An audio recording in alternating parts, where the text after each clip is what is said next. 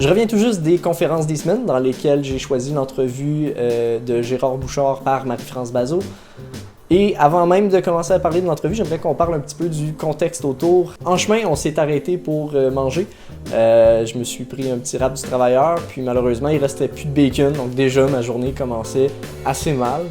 Ensuite, on est allé vers le Théâtre de la Marjolaine. Je m'étais fait aucune attente, je ne connais pas le Théâtre de la Marjolaine ni la région. Et le chemin était un peu inquiétant.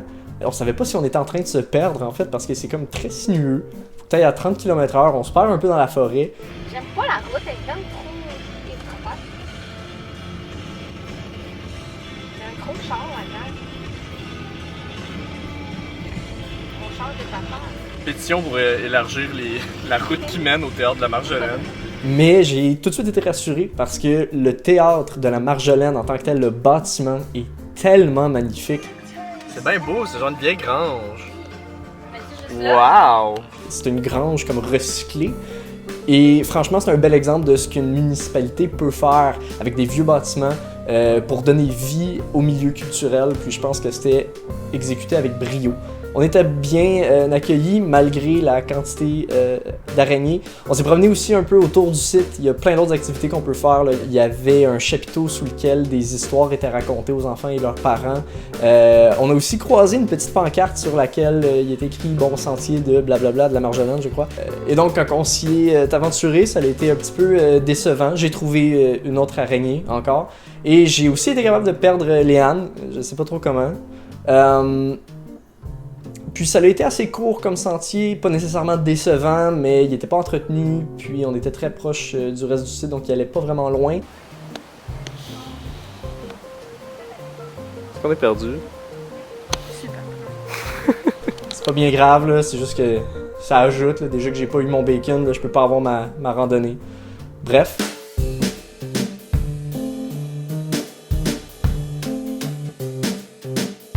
Maintenant, la conférence en tant que telle, en général, était vraiment excellente. J'ai beaucoup aimé plusieurs choses. La foule était... J'étais vraiment surpris. La foule était très...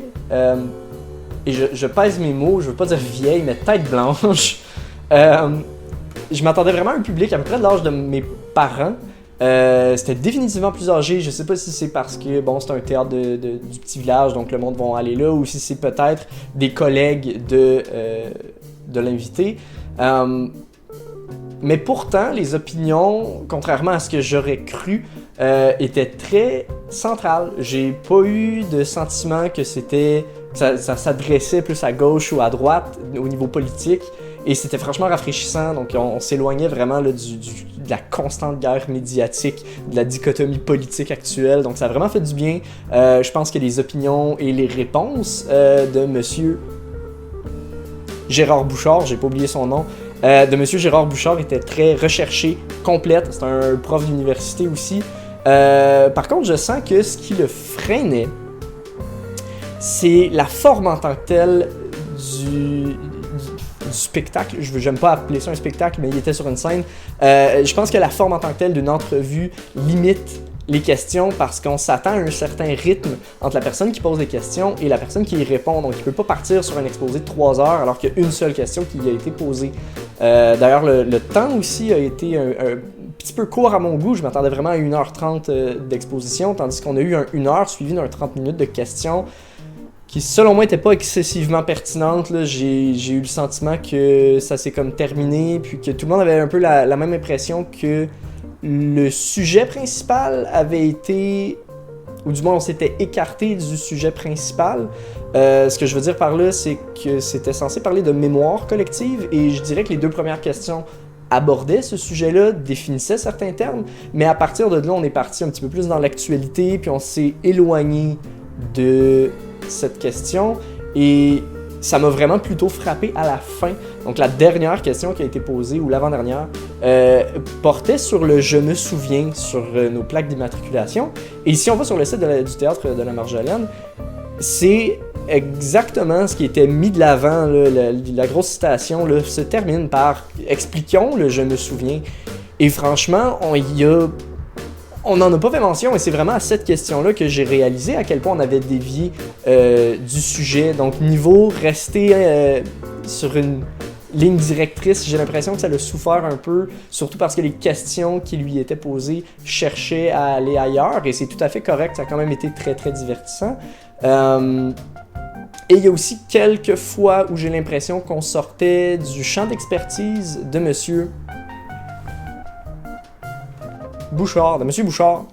C'est un nouveau record, j'ai oublié son nom comme 3 fois en 1 minute. Donc j'ai l'impression des fois qu'on s'éloignait un peu du milieu d'expertise de Monsieur Bouchard en faveur d'opinions un peu plus personnelles et ça paraissait surtout dans sa manière de se justifier. Donc on quittait les voici des études qui le démontrent ou voici la logique ou voici mon expertise pour aller plus vers, puis j'aime pas utiliser le terme mot choc, mais pour aller vers des opinions définitivement plus personnelles. On a abordé par exemple le wokisme, qui est un néologisme anglophone, qui est autour un peu de la culture de la cancellation. Je sais pas si je peux vraiment le traduire comme ça, mais j'avais vraiment l'impression qu'en termes de mémoire collective, on s'écartait un petit peu plus du sujet principal, puis on allait un peu dans des choses qui sont vraiment plus pointues avant d'avoir terminé d'explorer l'entièreté du sujet. Ce qui me dérangeait, c'est pas vraiment qu'on s'éloignait, mais c'est plutôt qu'on n'avait pas jeté les bases. Et j'en discutais avec Léane, et elle a tout à fait raison en disant que dans un cours à l'université, on va faire tout de A à Z avant de répondre à une question. Donc, ta réponse, tu l'as après 3 heures de cours ou après plusieurs cours de développement de la matière, tandis que là-dedans, on avait une question et rapidement, on devait apporter une réponse. Donc, je pense qu'encore une fois, la forme de l'entrevue a un peu diminué l'importance du propos. Je pense aussi que l'entièreté de ce qui a été exploré a une énorme valeur historique. J'ai vraiment l'impression qu'on a exploré M. Bouchard plus en tant qu'historien que sociologue, ce qui est pas nécessairement une mauvaise chose, mais encore une fois, je m'attendais vraiment à voir le « je me souviens », le côté sociologique de la question québécoise, de l'imaginaire québécois. Du côté un peu plus théorique, j'ai l'impression que, puis ça va rejoindre un peu le premier point que j'ai fait, j'ai vraiment l'impression que ça manquait, encore une fois. Je sors de là avec une idée un petit peu meilleure de ce qu'est l'imaginaire québécois et tout ce qui l'entoure. Mais je suis toujours pas capable d'en définir tous les constituants et de vous expliquer avec précision ce qu'il est. Maintenant, est-ce que j'amènerais ma classe à cette entrevue? Probablement pas. J'ai l'impression que c'est des concepts qui sont très pointilleux. Je suis sûr que ça se défendrait au niveau du français, ça parlait beaucoup justement de la francophonie, de notre identité québécoise, donc je pense que ça se défend sur ce plan-là, mais je pense que c'est aussi des réponses qui sont beaucoup trop complexes et franchement pour certains endormantes, que j'amènerais pas une classe là-bas, j'aurais trop peur que ça dérange. Je pense aussi qu'il faudrait monopoliser plusieurs cours avant de pleinement comprendre ce à quoi s'attendre, ce à quoi on s'attaque et ce à qui on s'attaque aussi. Ben, en fait, on s'attaque pas à lui, mais qui on va voir.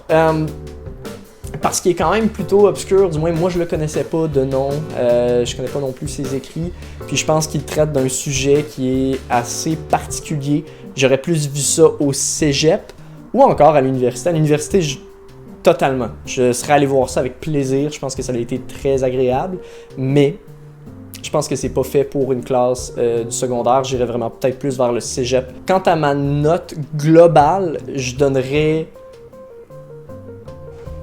un 7 sur 10. J'aurais donné plus si j'avais mon bacon ce matin, mais je l'ai vraiment sur le cœur.